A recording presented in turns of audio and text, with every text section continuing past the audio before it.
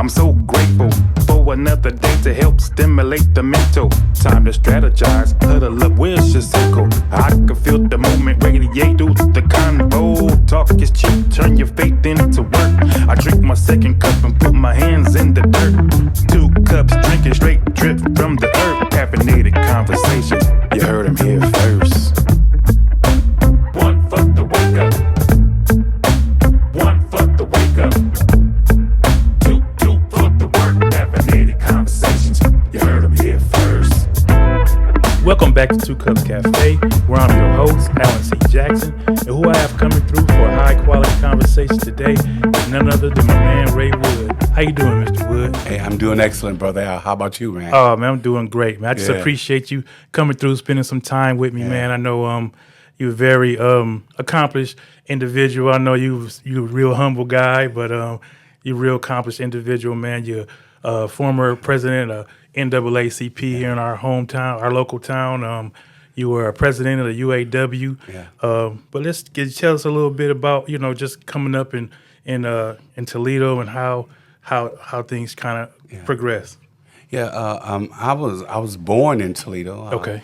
And I was raised partially in Toledo, but we lived other places as well.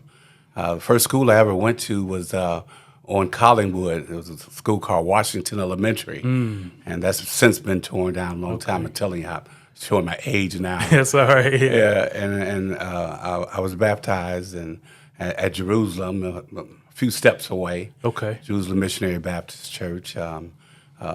Went to school at Macomber, a few steps away from Jerusalem Church. Everything around the same area. So had many jobs up and down Dorr Street. Okay. At that time, we lived on Dorr Street. It was kind of like one way in and one way out. Okay. And it was, but we loved it.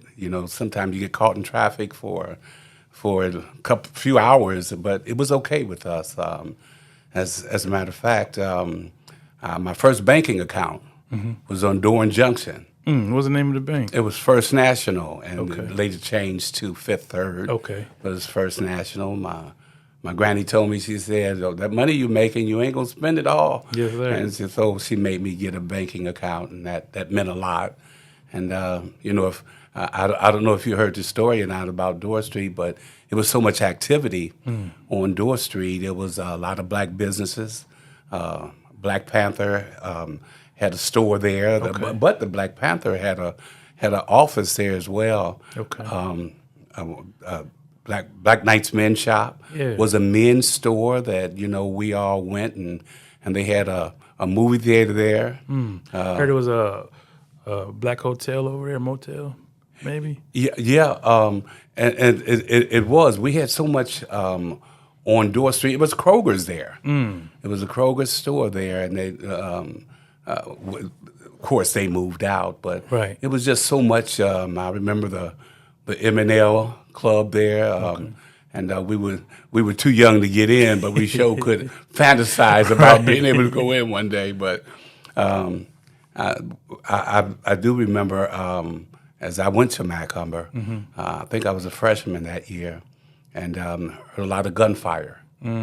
And there was the Black Panthers had gotten into it with Toledo police. Okay. And there was an officer killed there. Wow. Right there in Dorn Junction. Yeah. But I heard the gunfire because I wasn't going that way, but I was going to Macomber, and it was just, it was so much going on there at that time. Yeah.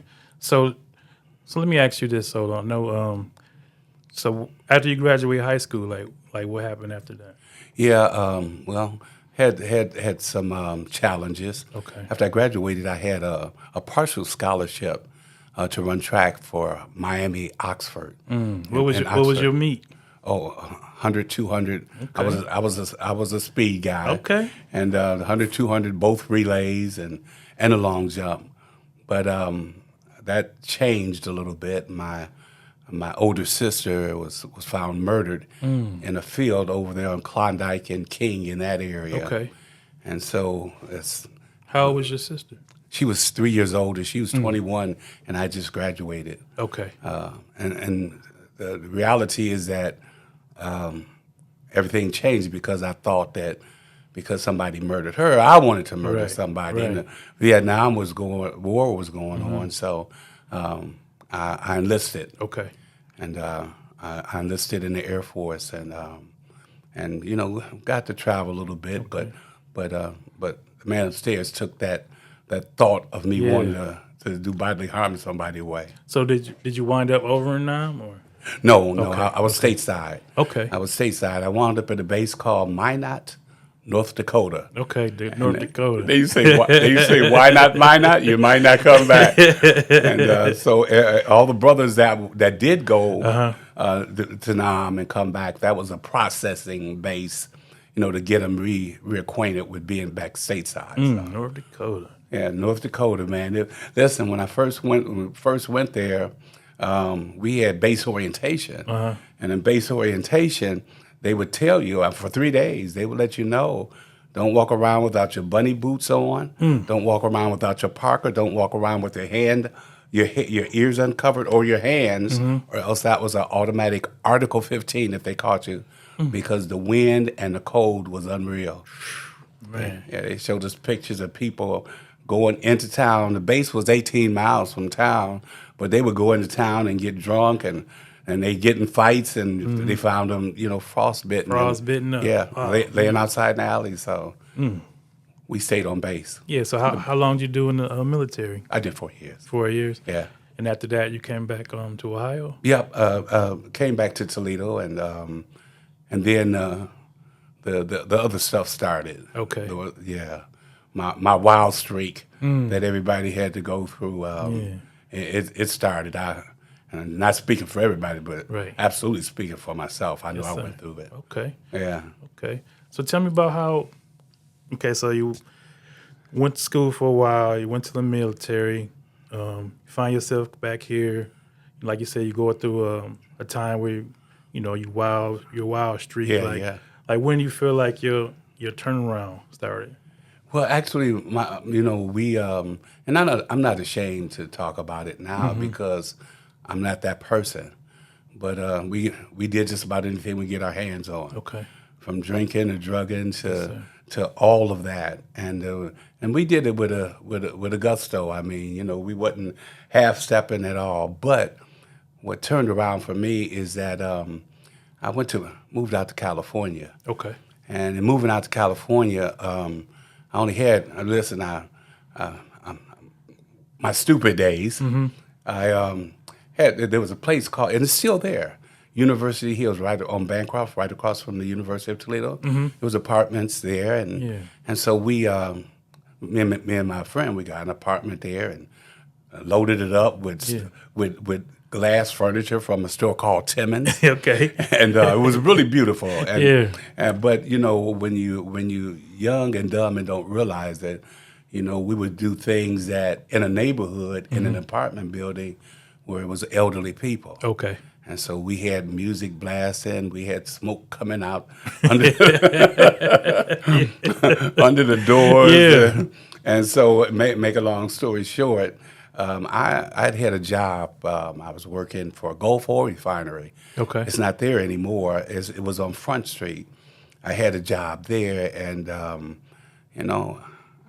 I wanted to work, but I also wanted to play. Right. Right. And you can't do one without the other and keep what you got. Make a long story short, I wound up getting fired. Okay. And rightfully so. And but let me say this: there were people there that kind of took me under their wing, and they were talking to me about the Lord. I grew up in church. My grandfather was my pastor. Okay. At one time, and so I knew that wasn't necessarily the answer. So, but they kept talking to me, and those were seeds that were planted, and I really didn't realize that they were planting seeds. So, Al, not happy to say this, and I hope the police ain't listening now, but this was a long time ago. I got 3 speeding tickets in 1 week, 2 in 1 day. Yeah. I was just wild. On my lunch break, I'd go to go to the bar and Yeah. shoot some pool, have a beer, and smoke a doobie. Yeah. And then I try to get back in a back to half an work. hour. Sound like when I was working at Jeep, and they used to run across to the what was that, the post there on Central. Oh yeah. So everybody would run across the street, and they already had the whole counter lined up with beers, and the guys would just go in and start grabbing them all. Yes. Yeah, pretty much like that, man. And so anyway, make a long story short, I got my income tax back after I got fired, and I decided that I was going to hop a plane, buy me a ticket, and I did. I moved to California, a place called Oxnard, California. Oxnard, okay. Yeah, Ventura County. I was out the military then. Okay. And a friend of mine was stationed in Ventura. Okay. So anyway, we go there, and I probably had about $20 in my pocket, because I was blowed. My grandmother, I called her from the airport, and she told me, she said, I said, Granny, I'm getting ready to go to California. And she said, boy, go to church. Well, I grew up in church, and I didn't think that was the answer, but I took it a different way. Get into the Lord. Yeah. And so that's pretty much what I did when we landed. They was giving out tracts. Okay. Yeah. So I took a tract, and I had a duffel bag because I had been in the military. So while waiting for my partner to get his room, I'm sitting in the day room, and with my duffel bag, didn't know what I was going to do. Okay. Well, when he got his room, he had 3 beds in it. Okay. So they thought I was in the Navy, and I wasn't in the Navy. I was in the Air Force, and I go up there. Okay. And worked out perfect. Had my own bunk, had a place to stay. Then I was gonna figure it out the next day. Right. But then the next day came, and I decided to stay a little bit longer. The next day came, and then I wound up getting a job. At Macomber, they gave out the cards, vocational technical high school, and I got one of those, and I wound up getting a job on base. Okay. What was your shop over at Macomber? Admin. Admin. I was an admin, yeah. Okay. And that's what I did in the Air Force, too. Okay. Admin specialist, worked for the first sergeant and in North Dakota. And, as people, I did meal cards, Article 15, process people in the base, off the base. But I kept that going a little bit. So anyway, staying on the base and, just hanging out, man. Yeah. And went and I used that card, Macomber card. I got a job on base as an automobile supervisor. Oh man! and we changed tires. We did just about everything it was. I got a job, man. Yeah. And when you're young and don't realize just how stupid you are, Right. Instead of me taking that money, and I had time to do it, getting a place off base and You get your own going spot. back. Yeah, I just kept staying there. I kept staying in the room, and we did crazy stuff. When you go in the military, whether it's the Army, Air Force, Navy, or Marines, everybody got a drug problem, every base. Yeah. And so ours was the party room. Okay. And in the party room, man, we play chess all night, Yeah. and then we get buzzed all night. Well, that wasn't going to last too long. Right. So I was laying in bed one night. It was the SPs. Oh man. They shined a flashlight. They shined a flashlight on my partner and said, "Let me see your military ID." And he showed him. He is, because he was in. Right. He said, "Let me see your military ID." I pulled out my Ohio driver's license. So they took me to jail, and what they were saying then is that because they had such a big drug problem on base, now they finally got somebody that's supplying everybody on the base. Oh, they can try to pin it on you. Oh yeah, that was big time. But it's a funny thing, when my grandmother told me to go to church, I started reading my Bible at night. Okay. And not proud to say this either, but I'd be laying in the bed, Yeah. blowing one, reading about Jesus, and I grew up in church, kind of, Right. but I never read the Bible. Never read it for understanding. So anyway, when they took me to jail, I referred back to the Bible that I had been reading for a few months. Yes, sir. And believe it or not, there was a passage in the Bible that where Christ said, don't worry about what you're going to have to say because the Spirit will give you the things to say. Yeah. And so the base commander, they thought they had somebody. And guess what? I did too. Right. He said, got me. Yeah, I thought for sure. So anyway, I go in front of him, and I just told him the truth. I told him the truth. I was down on my luck in Toledo, Ohio, and I wanted to come get a fresh start, And he asked me why I was, in that type of activity. But he knew that there was what he found in the room was just enough for usage. Right. It wasn't no pounds or key, nothing like that. So after he listened to me, he had his head down. He raised his head up and said, "Young man, I don't know why, but I believe you." And so I had a check come in in a hole, plus from the job I had, they gave me that and they kicked me off the base. Yeah. And so I did what I should have did all along, Al. I went and I got me a room and got me some big jars of peanut butter and jelly because I didn't know how long it was going to be. But to the glory of God, I got a job 3 days later driving a taxi cab in a city I knew nothing about. So you got to run that meter up because you had to find where you was going. and Al, that's a good point because I didn't know. Yeah. But you kind of play it. You ask people. Instead of saying, I don't know how to get there, you ask them, what's the quickest way to get there? Yeah. I don't want to run up on you. And they tell me they would take pleasure in telling me, but. Oh, man, that's funny. Yeah. So how long did you wind up staying out in California before you come back? I was out there for a couple of years. Okay. Yeah, and as a matter of fact, I was out there to the point where that's why I wound up getting saved at. Okay. I wound up, at one time I was smoking 2 packs of Cool cigarettes a day. Cool. And Cool, you got to have a menthol. Right. Bel Air, Newport,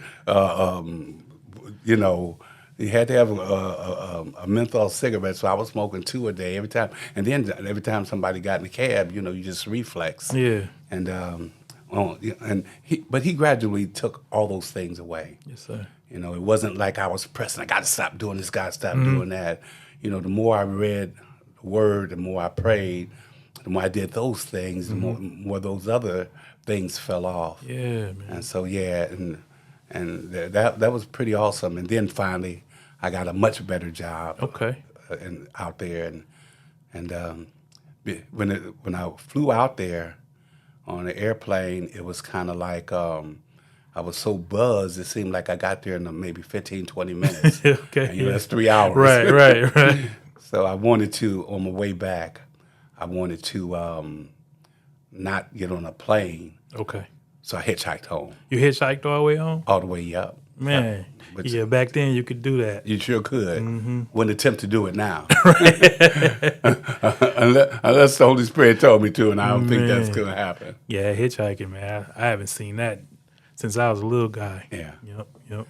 So when you got back to Ohio, so let me just, for my listeners and viewers that don't know, like by the time I met you, you was already Mr. Wood, he was my one of my best friend's dad. And, that's right. I mean, I was like, man, he was stealing, you worked out, you used to go play basketball.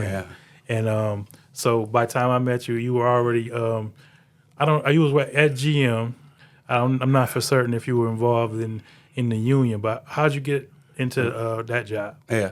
I had worked at a place called Bostwick and Brown. It was a hardware distribution center on Monroe and Washington. Okay. And so I started working there. I worked there for 9 years until they decided to move. And but before they moved, I hadn't had no interest at all in becoming involved in the union. Okay. But what worked for me is that they asked me if I would consider running, and I ran and I won. And they had Bostwick and Brown, their management had a desire to leave to move anyway. Okay. And they found a place in Ashley, Indiana, which we didn't know about. We had contract negotiations, and so we didn't know about that. But we used to go to the Teamster Union Hall on Hawley Street. Yeah. So you was a union steward even Yeah. back then? Yeah. Okay. Yep. And because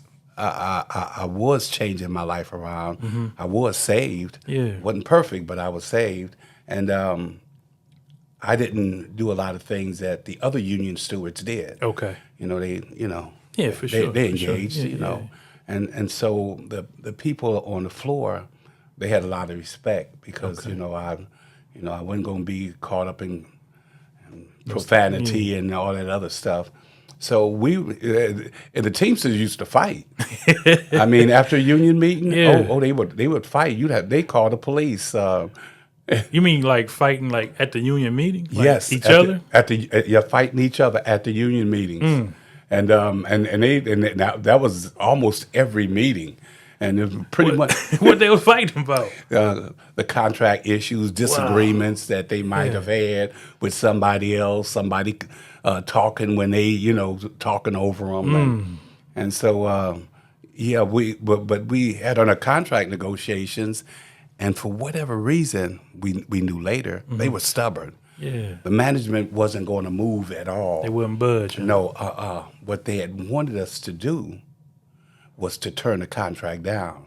Okay. And turning the contract down, then we'd go out on the picket line, and they had a plan where they were going to hire scabs Right. to replace us because didn't know that they had already purchased a plant, that they were building a brand new plant in Ashley, Indiana. Already had another plan. Yep. See, that was before we had social media, internet. Oh, absolutely, Y'all yeah. picked up on that right Yeah, away. yeah, that was back in the 80s. Yeah. Yeah.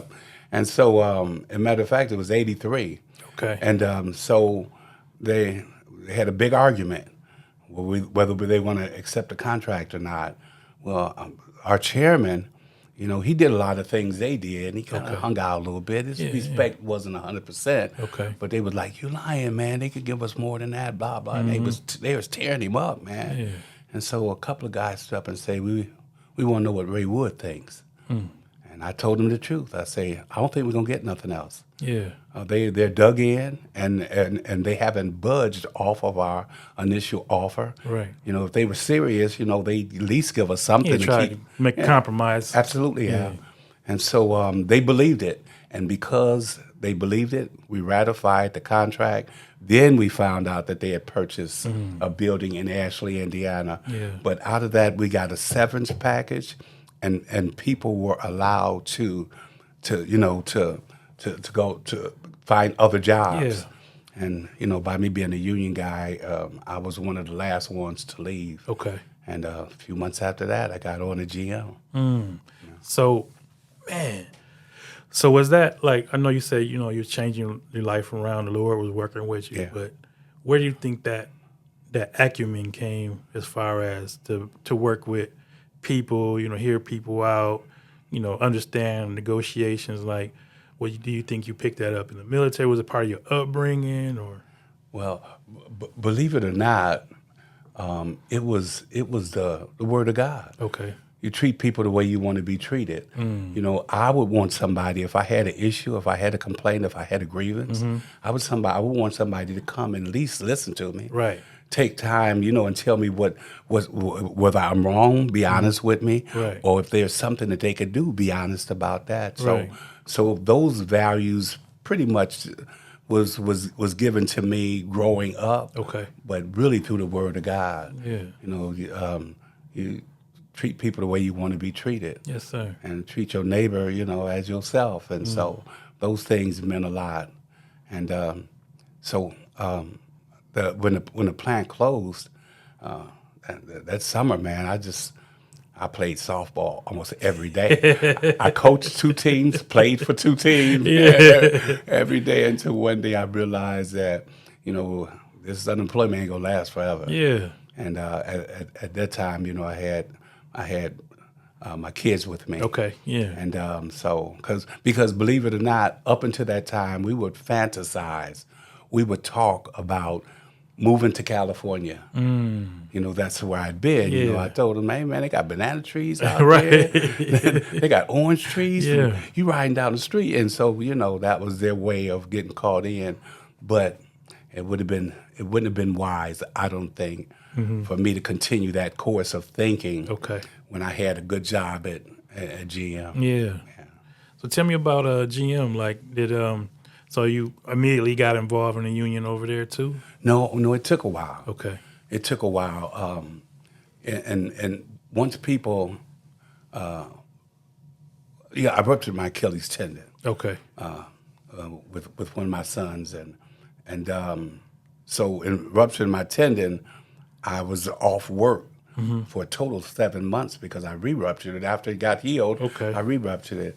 And so when I went back to work, there was so much confusion about representation, Yeah. about, the committee people and how they viewed you, how they looked at you, Right. because once you get those type of jobs, you still have to be committed. It's not a luxury job. Right. It's a working job.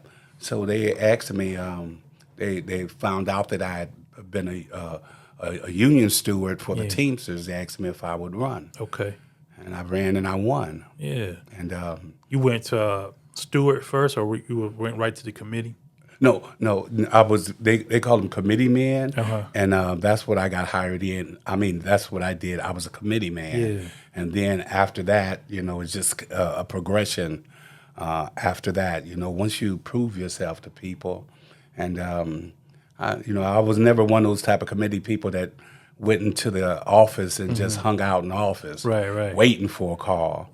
I had a bag that I went out and bought, and I kept the union, the local contract, the national contract, my grievance pad, my phone numbers, Yeah. everything I needed, I kept right there with me. Okay. And so, that's See, that's so interesting because I know when because I worked at Jeep for 15 years, and I never got involved, in the union. I went to a few meetings, I get but it was just, I don't know if it was just a disconnect from kind of the way that they were doing things, kind of to the way where things were going.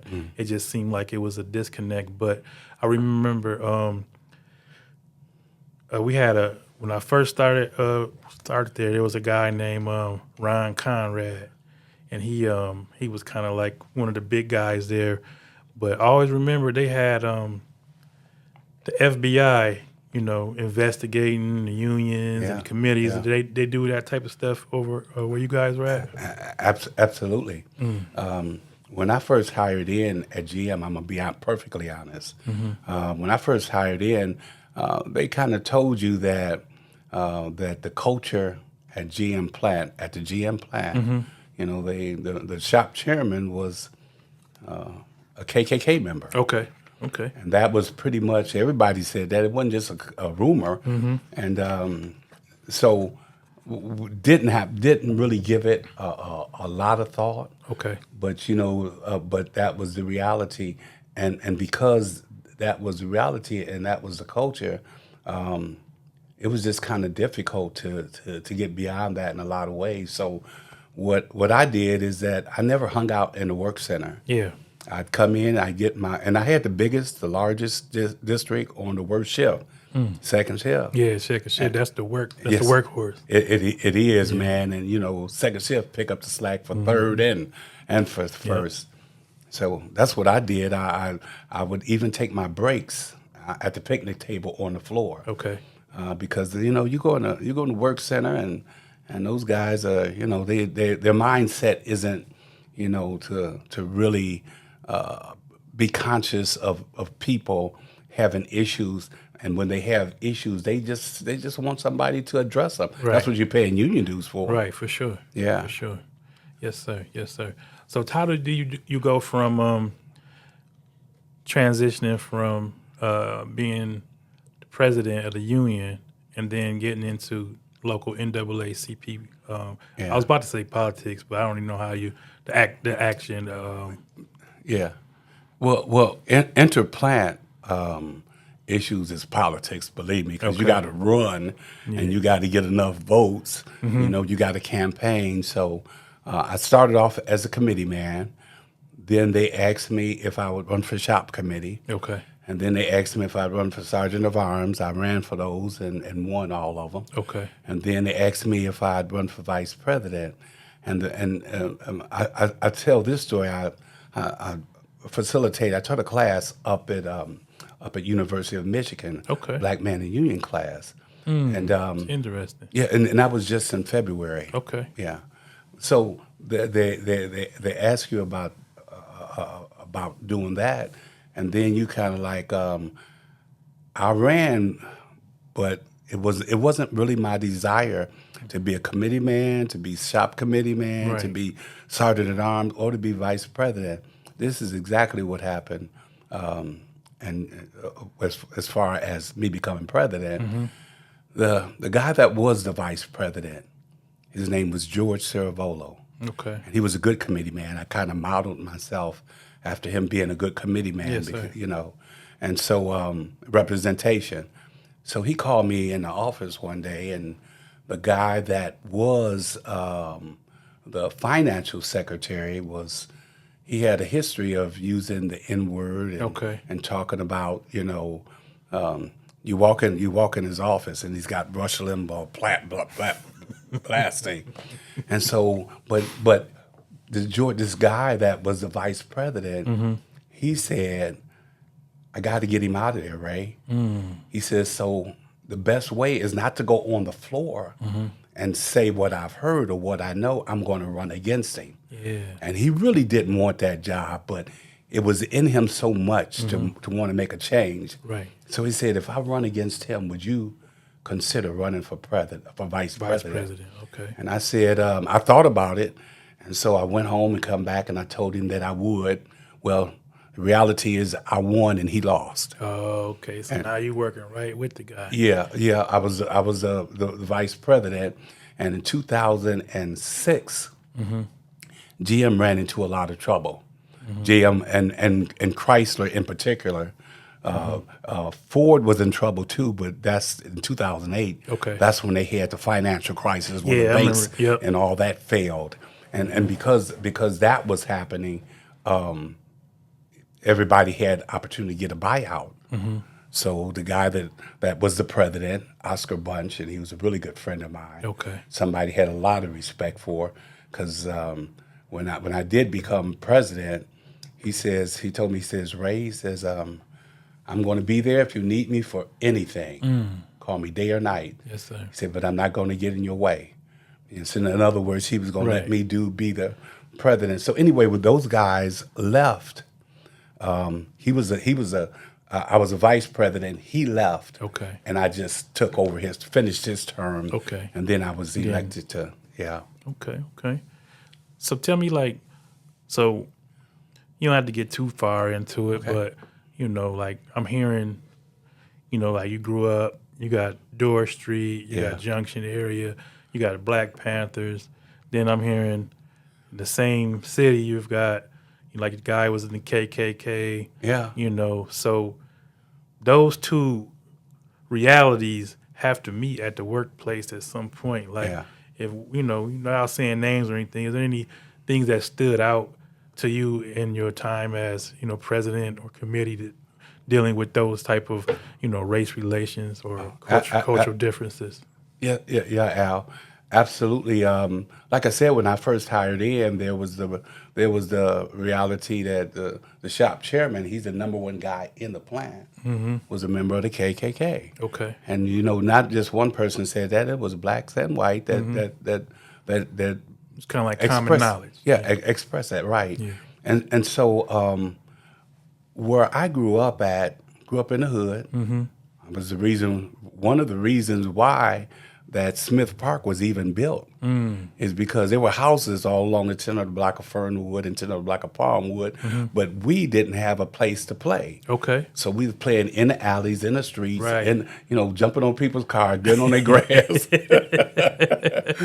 So they realized that we didn't have a park on that, and you grew up over there on Forest, in between Woodruff and Prospect. that island, those islands Yep, that was yep. there, we would go over there and play. Yep, You for know, sure. Yeah, Yep. and so we did that, but with Smith Park coming along, and Smith Park, man, I'm gonna tell you the truth, man. I went to Roosevelt too. I went Okay. to Washington, but I Yeah. went to Roosevelt. Roosevelt later became King, and King, Okay. they tore that down and they moved Right. that, where it Scooted is it over, yeah. right now. It's all boys school. But when they built King, we was pretty rough guys. I mean, I'm just be honest Yeah. with you. We did it all. We played football, basketball, baseball, boxed. Yeah. We did it all, and we enjoyed being around each other. But it was tough. So in the neighborhood that we grew up in, you had to be tough, man. Right. I mean, you couldn't be, you had to defend yourself. Yep. And I was just talking to a friend of mine that grew up over there. Man, we'd fight going to school. We'd fight coming home from school. So with that going on, I had a different mindset when I went to Powertrain, when I went to Chevy, Okay. when I went to Hydromatic. Yeah. And the big thing is that I was saved. Right. I was a different creature, because if I had been the same person, I would have been hurt, or somebody else would have been Right. hurt. Because just didn't want to take all that, and where Powertrain is right a mile from the line, Right. from Michigan line. A lot of people did not come from. It was more then, but a lot of people was from the outlying areas too. So they had a different mindset too. But what wound up happening, and the reason why that became such an issue, is that when I was a committee man, Al, I had a certain district, and everybody from all over the plant, even the plant two that we had, they kind of knew that I was going to represent people, and I would used to, working in a factory yourself, you put in a committee call. I don't know if you ever did, but you put in a committee call. The committee person, the first thing he does is go to the supervisor. Okay. And a lot of time you hear the foreman or the supervisor's side of the story first. Yeah. And you sitting there, you watching your committee, man, you do, the first thing I did is that I went to the person that put the call in. Right. And I said, I got to get you off the line, because it's not fair for you to try to work and explain explain what's everything. going Yeah, on. yeah. And so I'm going over here to talk to the foreman, but just to get you off the job. And that's exactly what I did. And that kind of spread around, because other committee men wasn't doing that. Right. Other committee men didn't have their contracts and they with them, and their grievance pads, Yeah. the phone numbers. They came out, was just, if they had a pencil and a notebook, that was rare. Yeah. But I had my bag with everything in it. And so when I did that, the reputation kind of spread. Okay. And now when the reputation spread it, anything I ran for, I ran overwhelmingly. And I was in every election that I was in, whether it was for a committee man, shop committee, sergeant at arms, vice president, or president, none of them were close. Wow. They were all landslides. Man. Until I got in, I ran for and became president of the Toledo chapter NAACP. Then they had a hook.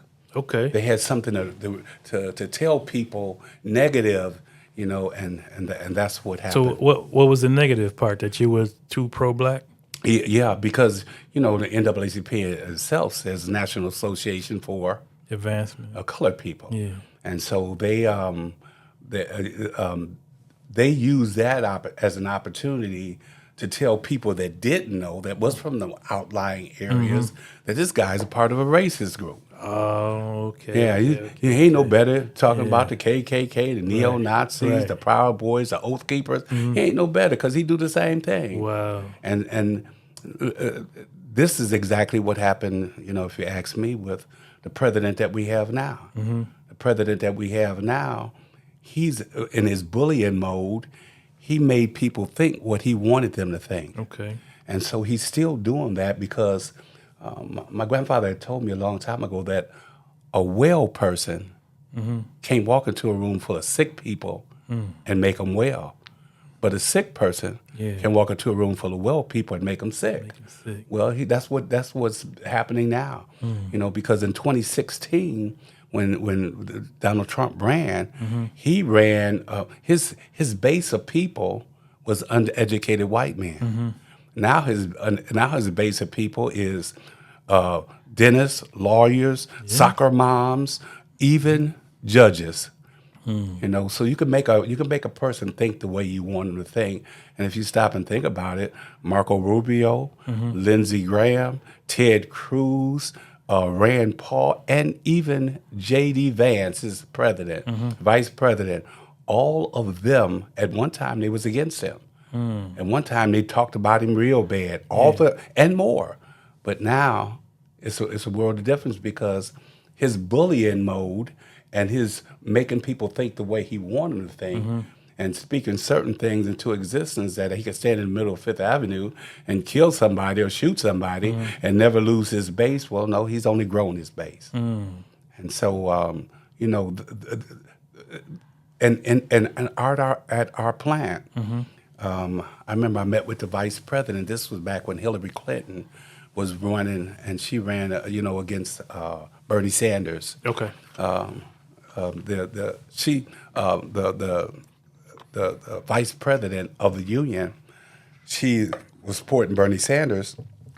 So she came to our meeting, and we had all appointed people, all elected people, Al, and she was sitting there, and I was sitting next to her, and she was saying that we gotta hit the pavement for Hillary because she was previously supporting Bernie Sanders. We got to do phone bank. We got to do this. We got to make sure she get elected. And it was kind of quiet in the room. Yeah. And we're talking about 60 people. So she leaned over to me. She says, Ray, do you think that we have many Donald Trump supporters in the plant? I said, we got many Donald Trump supporters in this room. Yeah. And this is after Obama had bailed them out, and we had jobs in 2008, 2009. This was after he did the bridge loan. George Bush had, when he was on his way out, and December 19th, he had said, I don't know what's going to happen because the banks had failed, everything was going down. Yeah. So he gave us a bridge loan, the UAW, a bridge loan to get into Obama. When Obama came in, he had already had the bankruptcy filled out, had everything worked out. Only thing we had to do as a UAW is that we had to give some concessions, and we did that on May 29th, and then that Monday they filed bankruptcy. And if it wasn't for Obama, we wouldn't even have jobs. Wow. And these are people that, didn't support him, and they still don't. Folks say that a lot of folk act like he didn't do anything. Oh, man, listen, if we could just go down line by line what he did, maybe he didn't do the things that we as a community would have wanted him to do because, some people wanted for reparations and 40 acres in the mule. Oh, absolutely. And that story was crazy. But and he was this dude couldn't even wear a beige suit. They clowned him for that. He couldn't even kill a fly. Right. They clowned him. So they really didn't have nothing. And just for the record, the Affordable Care Act, which they called Obamacare, try to take it from him now. Yeah. And they were mad. Ooh, they were mad about it. But the reality is that he did a lot, and that's why he had 2 terms. Right. And and he also had a great wife by his side helping. And but people gonna think what they want to think. Just like it was unfortunately, there's a lot of people that thought that by electing Donald Trump, we're gonna be rich. We're going to get money. And I'm talking about we, a lot of us. Right. So, oh, man, so. Oh, man. So when you were became the president of the NAACP, was that the end of your run as union? It wound up being, like I mentioned, in every election that I've been in, and I was the president for 10 years, but I served other positions before that. Yeah. None of them had been close, but like they did have a hook, and the hook was that by saying that the NAACP was supportive of blacks in particular, and it didn't. Our motto says for all people, and Right. that's what we stood on. Still do. Right. What they took the opportunity to do is a tactic that they had used before. They started putting nooses up. Yeah, I remember that. a It was on the plant. news. Yeah, and matter of fact, it was nationwide news. It was in the USA Today. It was on CNN. Matter of fact, Sarah Sittner is the anchor at 6 o'clock in the morning for CNN. She came into the plant. Oh, wow. Okay. She came into the plant when they did an investigation, and I filed charges with the House Civil Rights Commission, Okay. affirmative action, EEOC, but I also knew that when the nooses and the writing the stuff on the wall in the bathroom, I also knew that I had an obligation, and what I did is that I made sure that the dates, the time, who I spoke to, what their responses were. I Documented everything, huh? documented every single Okay. thing that I could, and I even told them, because I was president of NAACP then. I even told the human resource director, I said, I won't be offended. Please talk to GM Legal and let them give you some advice, because it's a powder keg, and Right. it really was. Yeah. And you couldn't even hardly walk the floor. And everybody kind of lined up, it was the brothers and Yeah. sisters, For sure. and yeah, So whatever happened came of that. yeah. I filed those charges with the Civil Rights Commission, and they unanimously approved that it did happen. That there's probable cause that those things happen. I had all my notes, Right. and like I said, they came in and they interviewed people on the floor, black and white, management and union, and they told them, they said, even management people were saying, now just for the record, nobody in management was putting the noose up. Yeah. Nobody in management was writing stuff on the wall, because they have to really walk on Straight and narrow. yeah, absolutely. It was Union Brothers that was doing it. So they ruled it in my favor, and then it was appealed. GM appealed it, and we went to Wright State Okay. in Dayton, Okay. and to hear the appeal, and that was an experience, because there's people from all over the country there. Wow. Lawyers, law clerks, and that was the thing that they do, and so they tried to appeal it. GM at this time, they had fired the legal team that they had, the first time. Right. And so they got this big law firm out of Cincinnati. They got a super group together. Yeah, they got the super group together, and the reality is this: they still lost unanimously. Unanimously. I mean, and what I would tell anybody, if they have an issue and they think that that there's no action, document everything Right. from the very beginning. And if they see you document it, that's fine. Right. Do it anyway. Make sure you put down dates, time, who was in the room, who's present, what they said, who Yes. spoke up, and then that'll help your case whenever you go forward. And so that's exactly what I did, and it turned out the way it was supposed to. Yeah. Yeah. So what? I remember I saw you on TV one time, at the NAACP meeting, Yeah. and there was a brother in there, talking crazy or whatnot. Yeah. Like, tell me about your experience from dealing with like in a plant you deal with people from all walks That's of right. life, That's right. all different ethnic backgrounds, cultural backgrounds, Yeah. socioeconomic upbringings and whatnot. But then when you come back and and deal with people from your own community, sometimes it looked like that could have been more difficult. You know what I mean? So tell me about those experiences of trying to get people to understand, like, because I wasn't a card carrying member. the NAACP, but I used to hear about different things that was going on.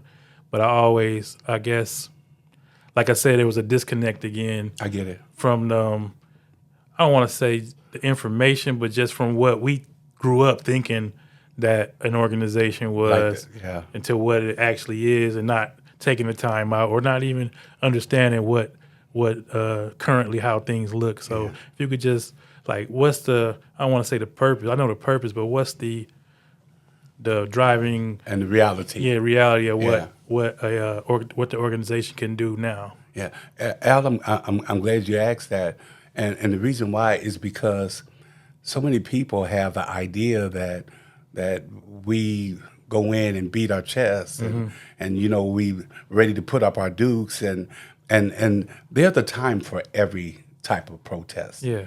Whether you're having a protest or a demonstration, whether you're picketing, there's a time and a place for all that. So when people have an expectation of what an organization is and what it's supposed to do, and it don't deliver, then they feel some kind of way. We've had we had those issues. Yeah. But the reality is that the NAACP was founded in 1909, and it wasn't founded in a great state of because of issues in Alabama, Georgia, Mississippi, Tennessee. It was like 60 miles from here in Indiana.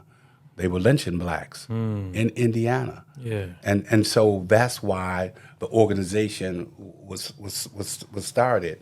And back in 1909, and believe it or not, here in Toledo, the first who organized the NAACP in Toledo was the mayor.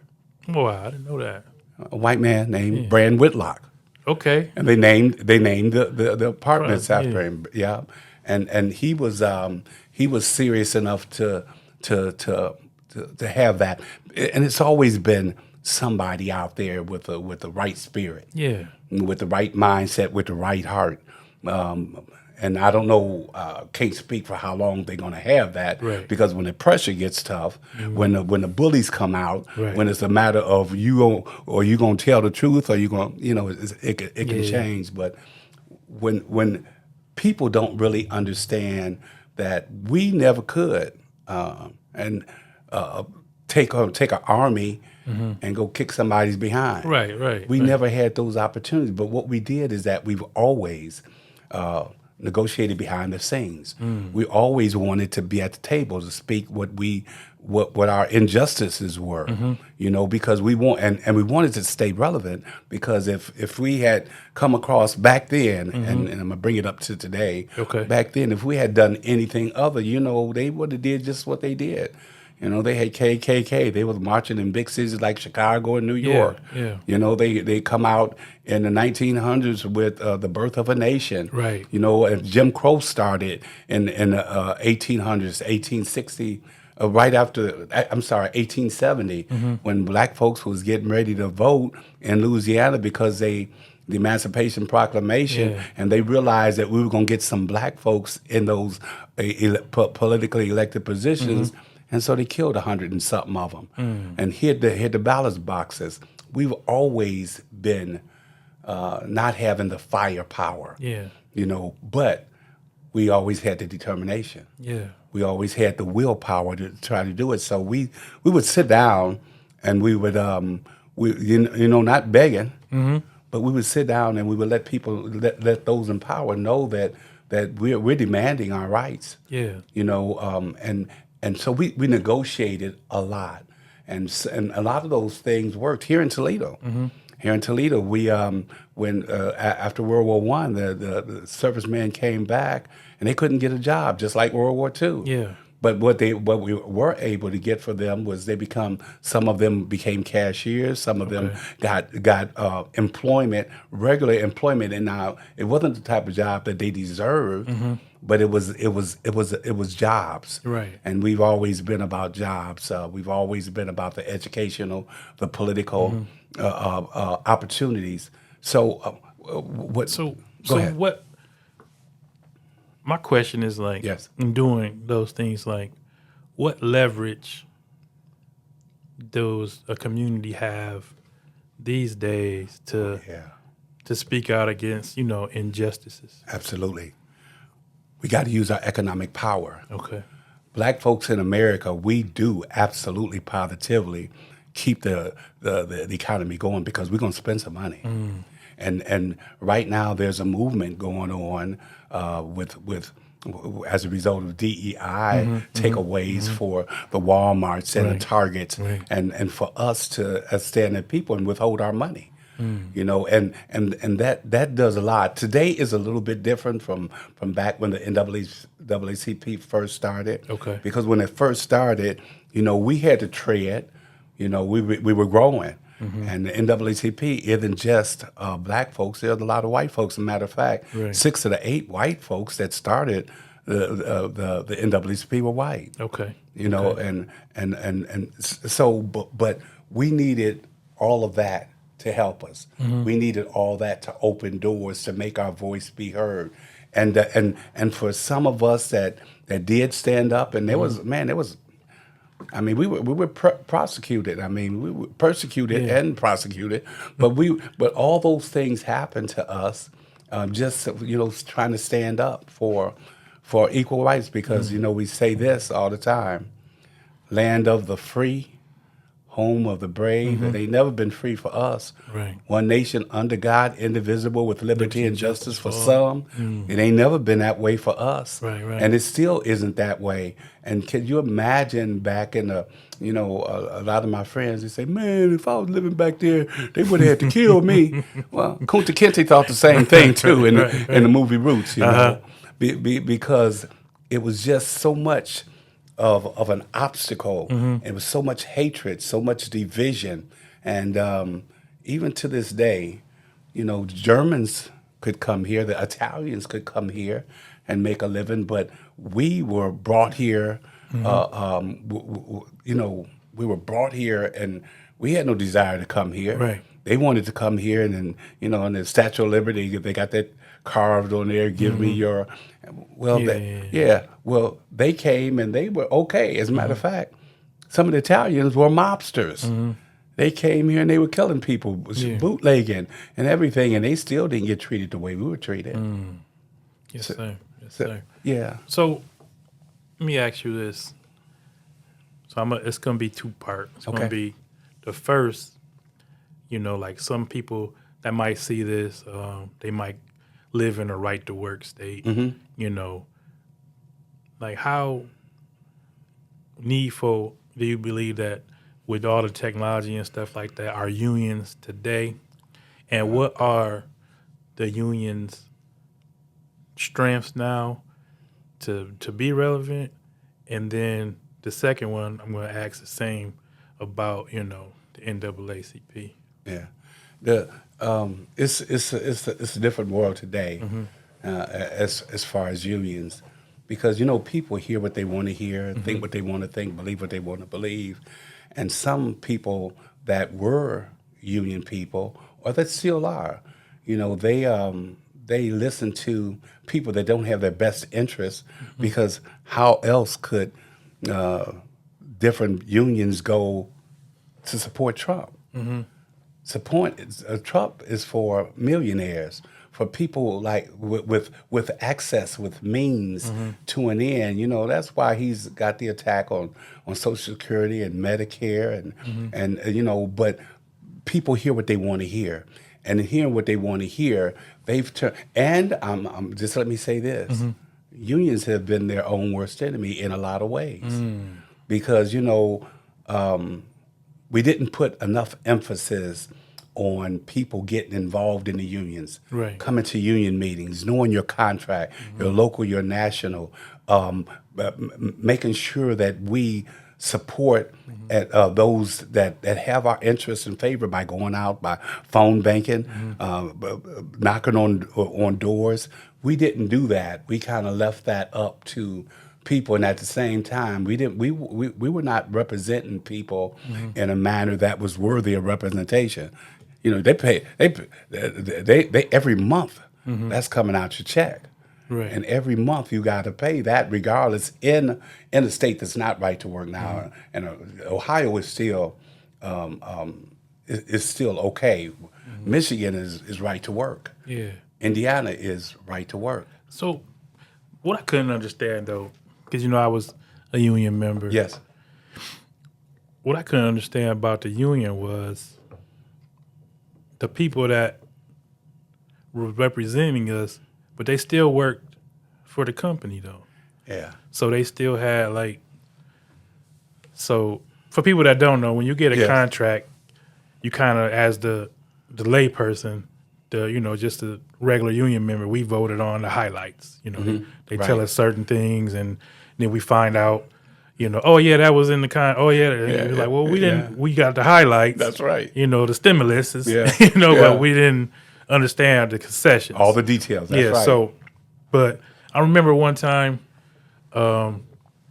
we walked off the line, and our committee guy pretty much got fired because he wasn't supposed to do that as working for the company. It wasn't, I guess, he didn't dot all his I's, cross all his T's. But Right. if you're working for somebody, the same person that's paying you is the same person that you're supposed to be negotiating kind of against. Like that's just a weird, it always seemed like a weird dance to me. Yeah, and now you're right. One of the things that most unions negotiate is that union people are doing union work, but they're doing it. It's supposed to be a partnership, and when they sit down and they shake hands at the beginning and they shake hands at the end when they have a contract.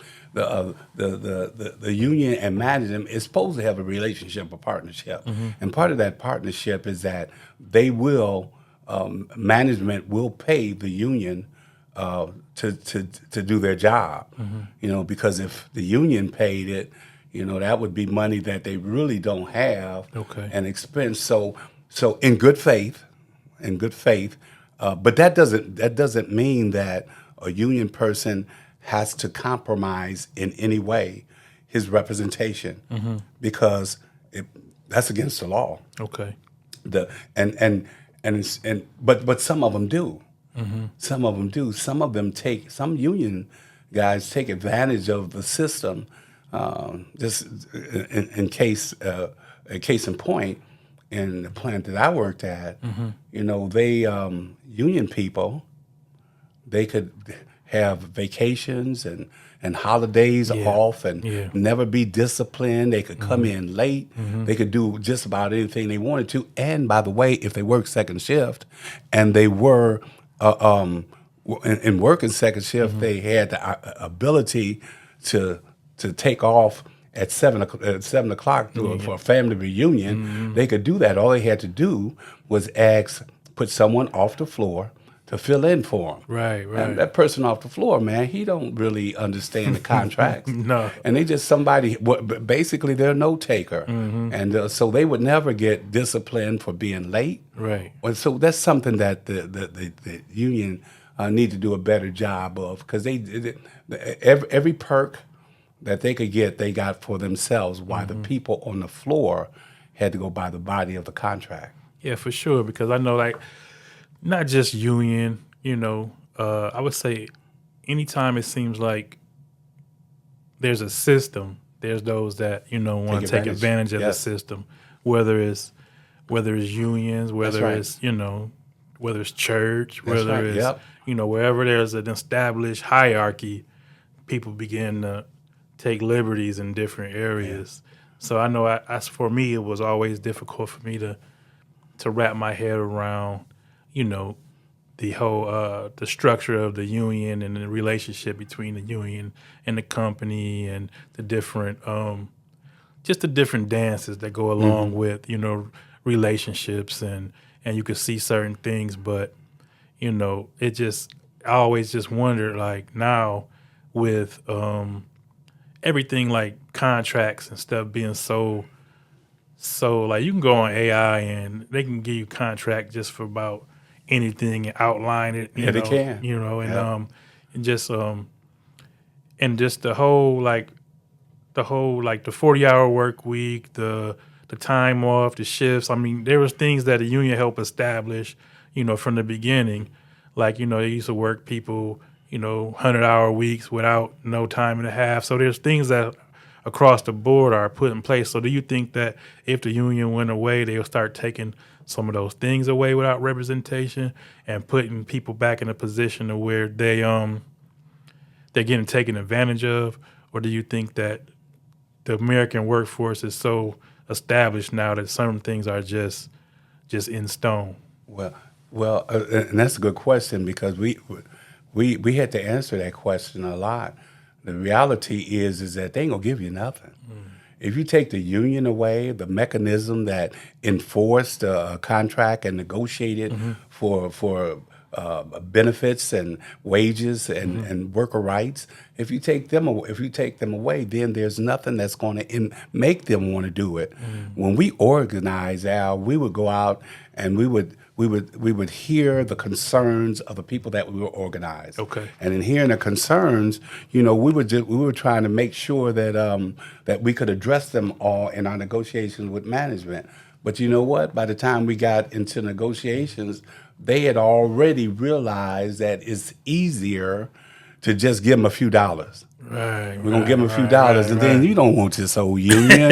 You got to pay union dues, and these, and a lot of people have bought that. They're not as educated, or they're not as in tune with what's really going on in the workplaces as we might think. And I'm not saying that there's not errors and mistakes that the union could have made to make it better, right, and to have the confidence and the support of the membership. But if you take the union away, because listen, you can see it right now. They don't want to give us nothing, right? Whether it's Musk just thinking he could fire somebody without notice or without cause, or whether it's Trump, and that's what they would do then. The companies, you got to remember this: companies are rich, right? They got money. They're part of the haves. The workers are part of the have-nots, and they want to keep it that way. The United States has been built, first of all, on free labor with the slaves, and then on cheap labor. You get the Mexicans, Hispanics come in, and the Asian people is cheap labor, child labor. They want whatever it takes to give them more profit, to make sure that their pockets are always padded. We've had people that had death in the family. I mean, illnesses. I mean, man, but they're not thinking about that. Right. They trying to fire you if they can to get somebody younger and somebody that's going to go along more with what they say. So I'd hope that nobody is thinking that management likes them or cares for them or is going to do something with them other than take advantage of them. Right. But I guess a lot of the premise for the people that have means is that when they do better, they can offer more jobs and more opportunity. But if you cap them or bring their wealth down, then there are not going to be any more jobs because they're not going to be able to afford to keep being so benevolent. You know what I mean? And you're right, Al. That's their argument. That's what they would tell us, and anybody that would listen to that. But the reality is that their whole thing is to make more profit and a bigger profit. And if they could if they could work this whole nation for minimum wage and give them very few benefits, if any, don't doubt that they wouldn't do that, because they absolutely would. The rich get richer and the poor get poorer, and that's a natural fact that's been going on for a long time. Yeah. So I know I think somewhere along the line that people that are in the so-called middle class, or they kind of sold them the dream that they're in the club until they find out like a job could be eliminated. That's right. And, other things like that. That's So right. it's just real interesting, like these times we're living in now, because you could see like the the transition, or you can see like it's like two eras living at the same time. That's right. You know what I mean? You That's a don't good really point. know, like, because like you've been through so much with, you like negotiations or civil rights. I mean, you were able to see like different eras that a lot of us had to learn about if we were in tune enough to listen. Yeah. Because now it's like this new way of doing things. Like I know, like you got fast food restaurants paying people by the day. They at work, and then the end of the night or before midnight, they get a deposit on their little card or on their digital wallet. Like they're getting paid daily, like working day to day. Like I remember when we had to put 2 weeks in the hole and then get paid. Yeah. So it's like, but now it's like everything. I know some places, like I think like Amazon, you could pick your days of the week that you want to work. I mean, everything is just changing so much. Like used to be mandatory, an 8-hour shift, or this was the defined time. Now they have, you could work 4 here and 6 there. And so it's just so interesting the times we're living in. And I know that just becoming informed on all of it is like the key, because I know, like I talk with my daughter, she's 12 years old, and some of the things I say, I catch myself sometimes because she has no frame of reference for it. I'm like, you work hard, you get a job, you this, you that, but, they've got these influencers or these people, they showing them working in Dubai off a laptop. So, it's kind of like, Right. it's like you gotta, you know what I mean? So it's like, exactly. how do you paint a picture to get somebody to understand like where the defined lines are and what the plan is and what the pitfalls could be if you just kind of like go along to get along. Yeah. So it's just real interesting. I find myself wrestling with a lot of that stuff just personally, Yeah, and it's going to be a struggle. I mean, it's going to be a struggle because even the Bible talked about some of the kings and some of his people. They had influence and affluence. I mean, they could do almost anything, get away with anything. They had anything. They had the best of food. They had the best of robes and clothes, and they were always the poor. Jesus said, "The poor you're going to have with you always." Yeah. And that reality is that the haves and the have-nots is a big deal. It's going and in this country, it's even more so because there's so much to have. Yes, sir. Yeah, it's easy to have a nice house, a nice car, being able to choose what you want to eat that day if you want to go out and cook in. I heard this a while back, and it said that if you own more than one pair of shoes, if you got more than one method of transportation, whether it's a donkey, a cow, a camel, or a bike, or if you got more than one choice of what you're going to eat that day, you're in the upper 10% of everybody who's ever lived. Wow. And that's hard to think. That's hard to imagine. That's heavy. In the United States, the land of freedom. Eldridge Cleaver. I read a book by Eldridge Cleaver. He was a Black Panther, and he said that he was so disappointed and disgusted with the United States that he started to live abroad.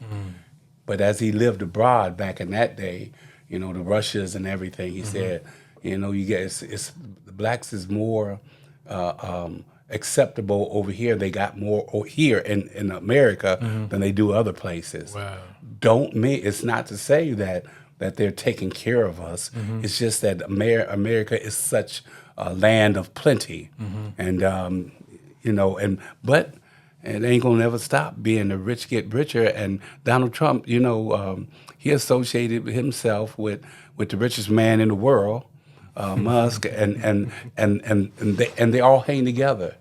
I remember Shaq had said one time, Shaq got a rich contract. He had all kinds of money. Yeah. And he said, "Yep." He said, "I'm rich, but the guy that pays me is wealthy." Right. That's what the real money is. Right. And that guy. Yeah. And that's the way it is. And back to the Bible, God made a way for us to share. Yes. He wanted us. He didn't want everybody to just hog it in. And the more I get, you can't take it with you. And the more people respect me when there's people starving, when there's people that don't have anything to eat, and because God made this land plenty for all of us. Right. And if we just did live the way He wanted us to live, share the way He wanted us to share, give to others, and to whom much is given, much is demanded. Yes, sir. If we just did that, wouldn't be no starvation, because God made this. Even in today's day, with all the disasters and the fires, and but people ain't like that. People want more and more and more, insatiable. Yep. No, Yeah. that's 100%. Yeah.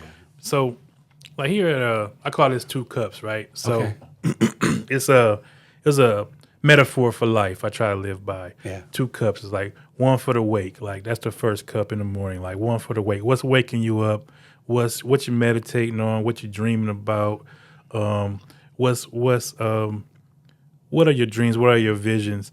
And then by the time you just get done just in that space, now the next cup come. Now it's time for the work. Like what steps are you taking, to get to that place? Like so what these days, what's waking up? What's your first cup? My first cup is a cup that's going to carry me all the way through. And the reason why, some people, they may not understand, or they may criticize, or they may think, oh man, but my reality is I want to have a closer, deeper, more intimate, personal relationship with the Lord. I mean, that's on my mind day and night. Yes, sir. He's been good to me. Everything that I've been through in my life. Yes, sir. I know that He's been there. He's been holding my hand, guiding my feet. Proverbs, trust in the Lord with all your heart, mind, and soul, and lean not to your own understanding. And not some of your ways, not many of your ways, but in all your ways acknowledge Him, and He'll direct your path. And that's really what's important to me now. Yes, I used to say this, Al. I said I could be a good union person, a good president of the NAACP, a good community activist, but only what we do for Christ is going to last. Yes, sir. And I'm thinking about something that's going to last. I am saved, and I praise God that He looked beyond all my faults. But at the exact same time, I'm saved, but I'm also, He's also got me. Yes, sir. He's got me wrapped up, and now I'm working on rewards. So the work continues. Yeah, Work continues. It continues, and I didn't even notice, Al, but when I was with the union and with the NAACP, I was concerned about worker rights, women rights, human rights, civil rights. I was concerned about that because that's what God is concerned about. Yeah. He loves all of us, and He's no respecter of persons. So Yes. He wants us all to be able to, first of all, find Him. Yes. And finding Him, He'll supply all our needs according to His riches and glory. And I really truly believe that. I think that my first cup is I wake up in the morning thinking that. I go to bed in prayer thinking that. And I really do want to be what He want me to be. I got a lot fewer days in front of me than I do the multitude of days Yes, behind me. So I just want to do God's will. And I think that Martin Luther King was that way too. Yeah. Even the last speech he gave, right before, the next morning, in Memphis, they killed him. He said, I want to do God's will. Yeah. And He's allowed me to go up to the mountain, and I've looked over and I've seen the promised land. I may not get there with you, but I want you to know tonight that we as a people will make it to the promised land. And that's the type of mentality I want to have. Yeah.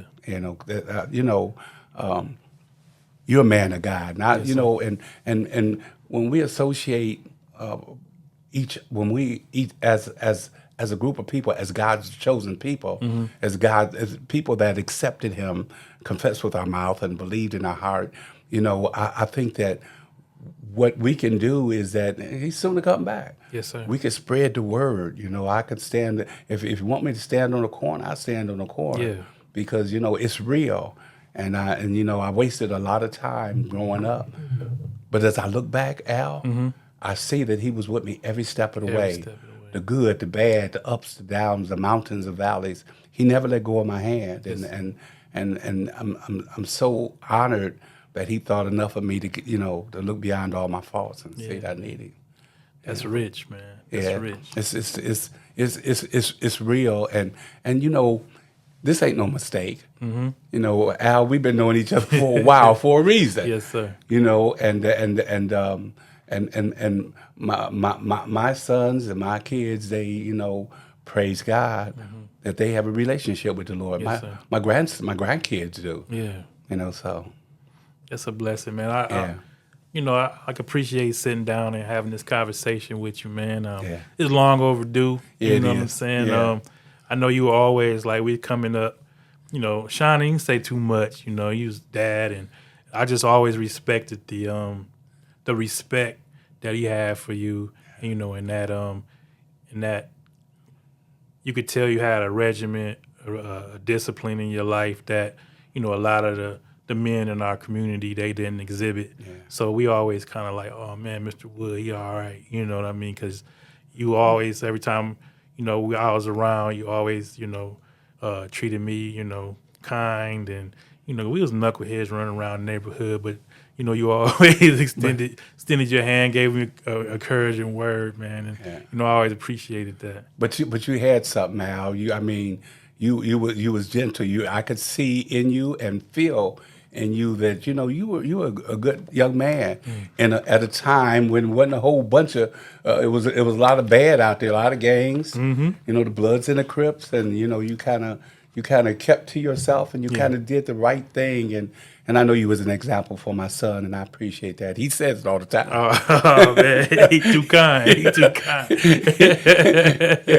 Listen, he told me about when you played ball and when you guys played ball. He used to say, he said, I would tackle you, but he would basically hurt you when he tackled you. Oh yeah, man. I'll put that helmet on. He can go into a whole nother world. I know it, man. Yes, sir. Man, I look forward to having some more conversations with you, man. As I like to have high quality conversations about many things. Like I'm the type of person that I know that I don't know a lot, and some of it was just because you kind of insulate yourself to the world, but then the world's not going to change if everybody just go inside into their silos.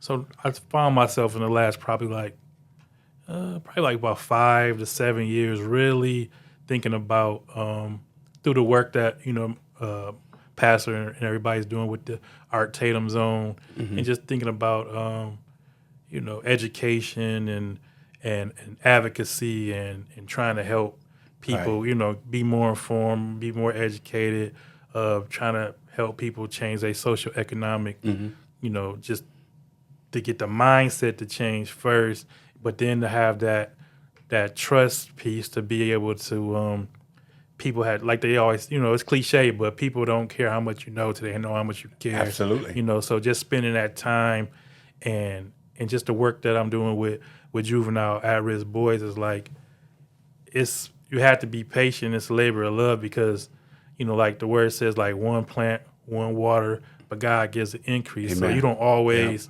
see that immediate result, but you have to know that, you're not laboring in vain. Amen. That's right. And I've seen that you've been doing this consistently for, at least 30 years, that I know of. You know what I'm saying? That's a career. You know what I mean? Yeah. So I just want to, commend you, and I know a lot of people in our community look up to you, and just continue to be, that standard. Now, the word says, you call the young because they strong, and the old because they know the way. I ain't calling you old, but I know you know the way now. I get it. I know you know the way, so Yeah. I'll be reaching out I look forward to it. more often and just Yeah. kind of picking your brain and just see how, because just today you educated me about a lot of things. Like I said, I was standoffish to, different systems and organizations just because I really didn't, my perception about how they ran or what their purpose was. Still, even to this day, I kind of like shied away from it. But I'm open to figuring out how I could plug into some some more spaces. So I'll be Yeah. reaching out to you about that. For sure, and you got the platform and the voice, and the inner be transformed by the renewing of your mind and the mind to want to help, and it's gonna happen. Yes, sir. Yeah, I know it's gonna happen. Thank You're a good dude, man. Oh man, thank you. So just before we go, you got anything else you want to say? No, other than just we got to realize that we don't know. We don't know when he's coming back. Yes, sir. It could be when we walk out to the parking lot. We just don't know, and because we don't know, we should be prepared. Yes, sir. Heaven is a prepared place for prepared people, and that's it. Yeah. Yes, sir. Well, once again, this is Two Cups. I have I want to say, my good friend, Mr. friends. Ray Wood. Just like, subscribe, share. You could take different clips, different pieces of anything that was said that, registered you in any way. Leave a comment, man. Leave a like. And until next time, it's your man, Two Cups. All right.